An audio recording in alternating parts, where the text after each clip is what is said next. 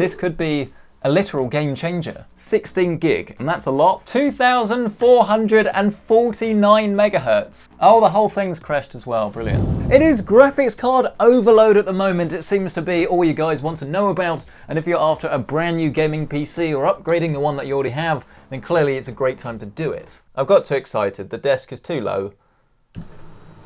Bear with. That's better. Today then, I want to give you my full verdict on this. Not an empty box, the RX 6800 non-XT, because this is pretty much a slightly better 3070 in some ways, not quite so good in others, and it's a very interesting price proposition for anyone that wants to play at 1080p, 1440p, and of course 4K. In terms of the design of this card, there's only really one thing that I'm not so keen on, and that's this little red bar at the top and the Radeon logo lights up red.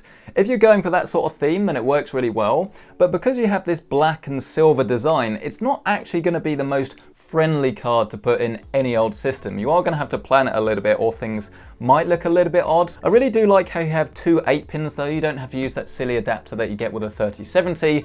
And of course the main advantage really this has, other than a little bit more performance compared to a 3070, is the fact that this has a lot more memory. 16 gig, and that's a lot, not only for now but into the future. If you are going to want to play at 4K or other high resolutions and turn the textures up to max, maybe load a lot of mods in, this is going to be really useful for you.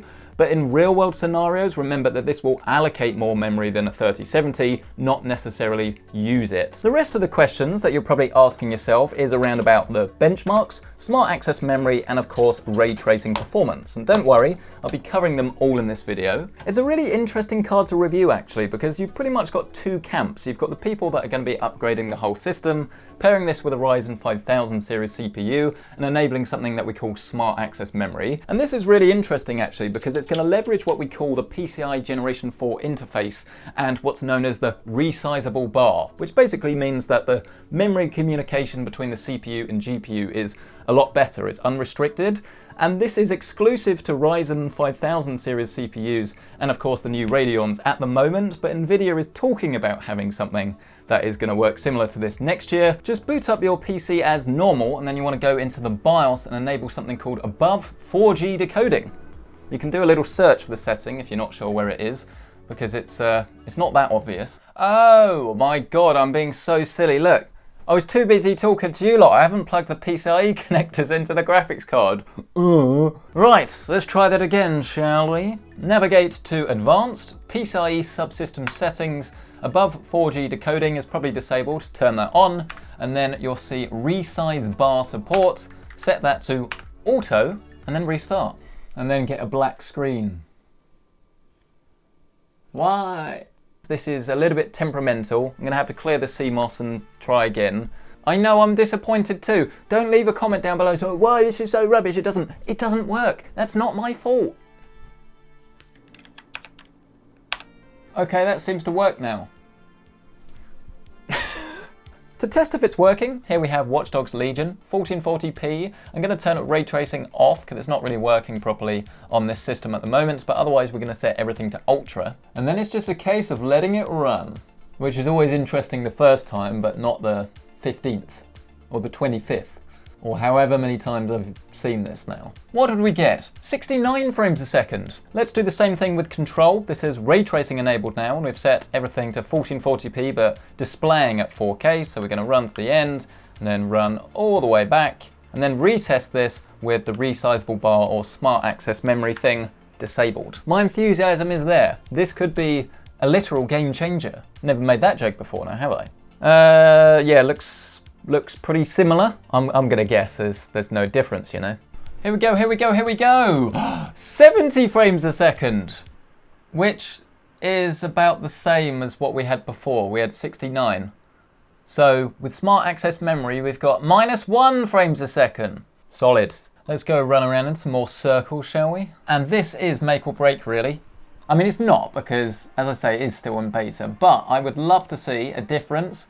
And we saw a slightly lower score second time round. So if you're watching this video, which obviously you are, but you're actually thinking about upgrading to Ryzen and you're, I guess, taking smart access memory into account when picking a graphics card, it is going to be hit and miss even if you can get it working. Some titles you might see 10% increase, some you might not see any. This could be working, this could just be how it works. You just don't really know. However, I have spent the last week or so actually properly benchmarking this card and putting it up against all of the others, and I've been really excited with everything that I've seen so far. Guys, they've let me loose. It's benchmark Marcus here again, and actually the 6800 is a really good little graphics card. It is more powerful than the 3070 for not that much more money. There are definitely some limitations, things like ray tracing and the lack of DLSS clearly show in the likes of Metro and things like Watch Dogs Legion.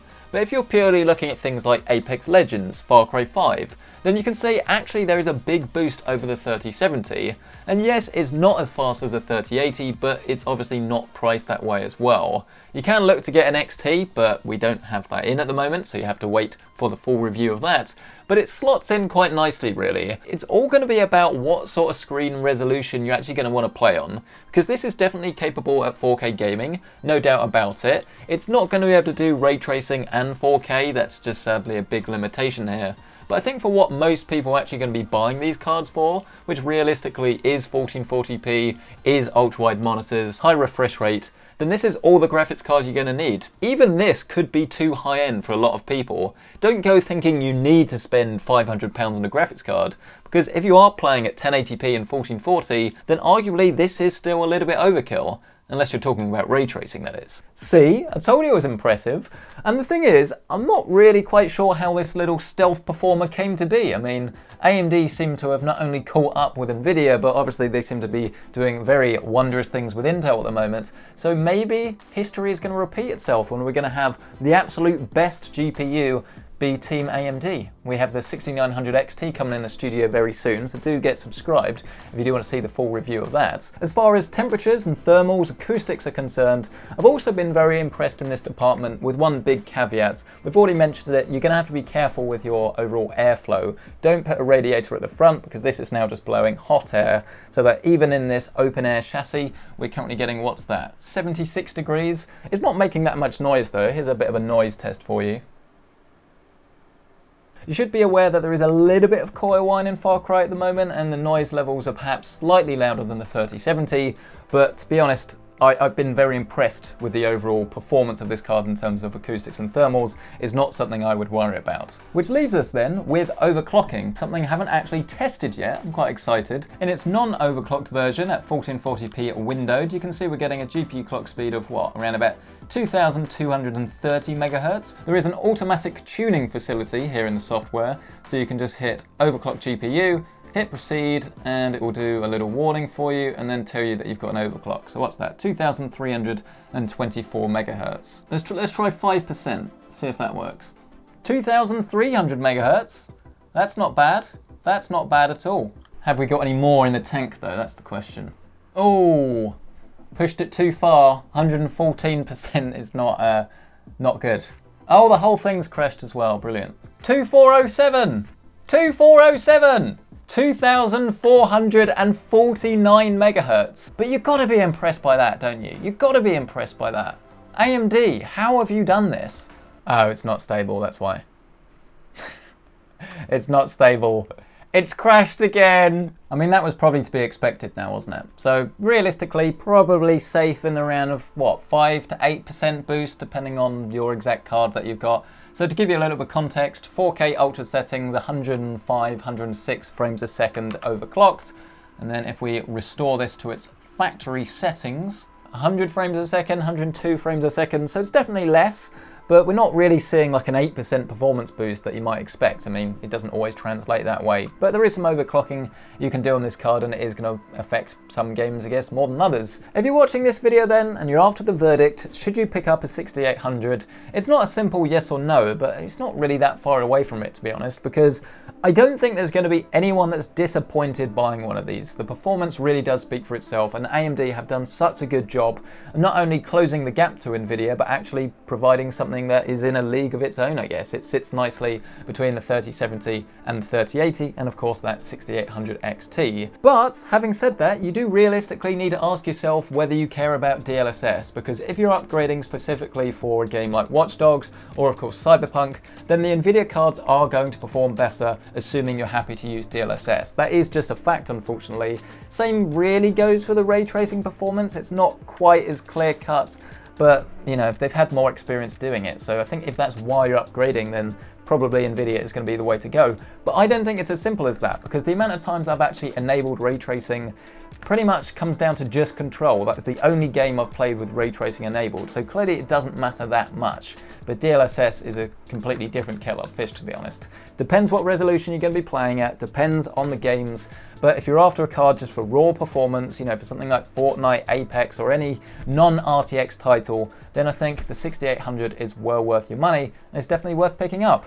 I would absolutely love to hear your thoughts on it though. Will you be going Team Red this time, or will you be looking at something else? Are you waiting for the third-party cards, or will you be looking at the reference design? Would love to hear from you. I'll do my best to leave Amazon affiliate links to this down in the description below, if they work, that is. Do check there for that and the full build and everything really. And if you do want to see the full build, you can find that in the end screen. Don't forget to get subscribed for more videos just like this, including a review of the card. Thank you so much for watching. I don't know why I'm so out of breath. There we go, it's tiring work. Thanks for watching, I'll see you in the next one. Smash that like button.